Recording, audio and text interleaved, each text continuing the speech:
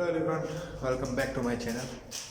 And एक भाई ने कमेंट बताया था कि डॉक्यूमेंट्स क्या क्या लेके आने उसके रिगार्डिंग वीडियो बनाई है। सो मैंने सोचा कि आज थोड़ा टाइम मिला है तो वो भी बना देते हैं।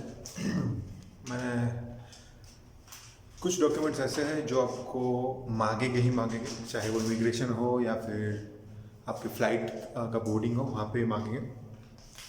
वो जो मेन डॉक्यूमेंट जो है जो दोनों जगहों पे मांगे जाएंगे वो है, एक तो आपका लेटर ऑफ एक्सपेक्टेंस और दूसरा जो है वो है आपका फ़ी रिसिप्ट्स और एलओए।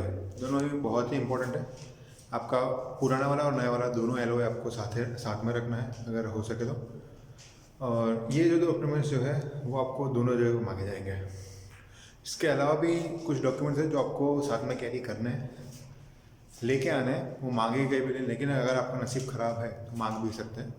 सो कुछ डॉक्यूमेंट्स ऐसे हैं जो आपको वहाँ से लेके ही आना है, जैसे कि आपका जो सबमिशन है अपने जो जिससे कि मैं फाइल सबमिट की थी तब का आपका एक सबमिशन लेटर आपका जनरेट होता है, वो साथ में रखना है। फिर BVL साथ में रखना है, BLI साथ में रखना है, PPR भी साथ में रख लेना है। और अगर POE है लास्ट में जो आता है पोर्ट ऑफ एंट्री, वो भी साथ में रख लेना है। ये चीज़ें आपको साथ में लेके रखनी है। उसके अलावा कुछ चीज़ें हैं जैसे आपका ट्रैवल सपोर्ट लेटर, वो भी रिक्वायर्ड नहीं है, लेकिन अगर मिल रहा है तो फिर ले लीजिए। फिर क्वारंटीन का प्लान आपको बनाना है वर्ड फाइल के अंदर।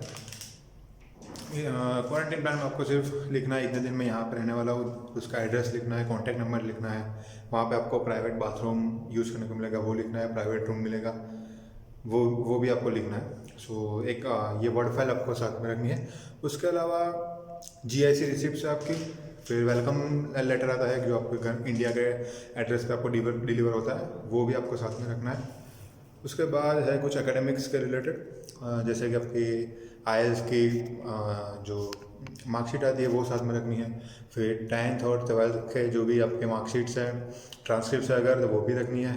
आपकी LCs है, लिविंग सर्टिफिकेट्स, वो साथ में रखने हैं। इसके अलावा आपके कॉलेज की सारी मार्कशीट्स, देन उसकी भी ट्रांसक्रिप्ट्स, वो आपको भी साथ में लेके आना है। क्योंकि ये सब चीज़ें ऐसी है जो अगर आप इंडिया से बाद में मंगवाएंगे तो या तो पॉसिबल ना हो मंगवाना या फिर थोड़ा रिस्की हो, क्योंकि कुरियर के अंदर ये सब मिसिंग भी हो सकता है। सो मेक श्योर कि आप साथ में लेके आइए ये सब चीज़ें। इसके अलावा कुछ और चीज़ें हैं जैसे कि कॉलेज का ऑल सेम की रिसिप्ट आपको साथ में रखनी है, मतलब मार्कशीट्स।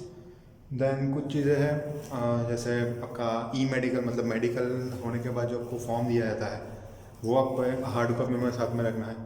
देन आपका अगर DL एक्सट्रैक्ट है, आपको इंडिया में 4 व्हीलर का एक्सपीरियंस है, तो वो भी आपको साथ में रखना है, ताकि आप यहाँ पे आए तो आप जीवन के बाद डायरेक्ट G2 के लिए एलिजिबल हो।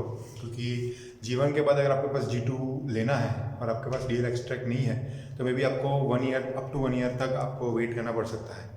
सो DL एक्सट्रैक्ट भी वहाँ से RTO में जाके करवा के, अगर आपको प्रोसेस उसका जानना है तो कमेंट कीजिए, मैं उस पर भी एक वीडियो बना दूँगा। DL एक्सट्रैक्ट लेके आइए। फिर इसके अलावा आपका हेल्थ एंड ट्रैवल इंश्योरेंस है तो वो भी लेके आइए, है तो फिर उसकी भी एक कॉपी साथ में रखिए, ताकि आप कहीं पे भी आपसे मांगे तो वो आपके पास हो। ये सब जितने भी डॉक्यूमेंट्स मैंने बताए वो सब आप हो सके तो साथ में लेके ही चलिए, ताकि कहीं पे भी अगर इमिग्रेशन या फिर बोर्डिंग में आपको मांगे जाए तो आप दिखा सकें।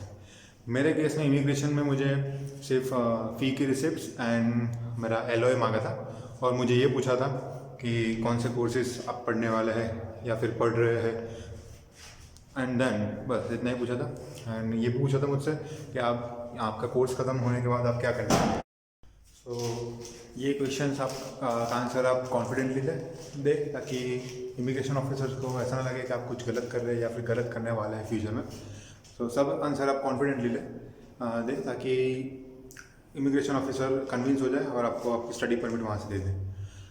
इतना कुछ टेंशन लेने की बात नहीं है इमिग्रेशन में, क्योंकि इमिग्रेशन ऑफिसर्स मतलब बहुत अंडरस्टैंडिंग होते हैं। सो मेरे केस में मुझे इंडियन इमिग्रेशन ऑफिसर मिला था and he was very kind. उसने सिर्फ मेरे पास 2 ही डॉक्यूमेंट्स मांगे और देन बोला all the best and best of luck for your future, मुझे जाना को बोल दिया। So this are all the documents you need to carry with your self, ताकि नॉट ये अभी नहीं, आपको फ्यूचर में भी कभी ये काम आ सकता है, क्योंकि अगर आप पीआर के लिए अप्लाई करेंगे तब भी कुछ डॉक्यूमेंट्स ऐसे हैं जो आपको वहाँ पे रिक्वायर्ड होंगे। सो मेक श्योर सब आप साथ में लेके आइए, क्योंकि कुरियर रिस्की है। So hope you understand.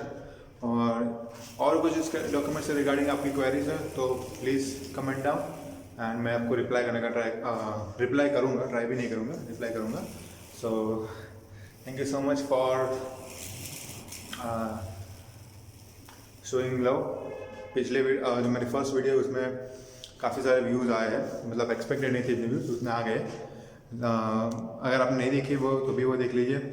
What are the things you need to know before coming to Canada, उसमें पूरी डिटेल्स दी है मैंने, क्या क्या आपको इंडिया से कनाडा आने तक क्या क्या चीज़ें आपको करनी है और क्या क्या चीज़ें ध्यान में रखनी है। सो वो वीडियो भी मेक श्योर देखें और लाइक करें। And thank you so much अगर आपने यहाँ तक देखा है वीडियो तो, एंड लाइक एंड सब्सक्राइब, मुझे बहुत मोटिवेशन मिलता है। Thank you so much and be safe. Thank you.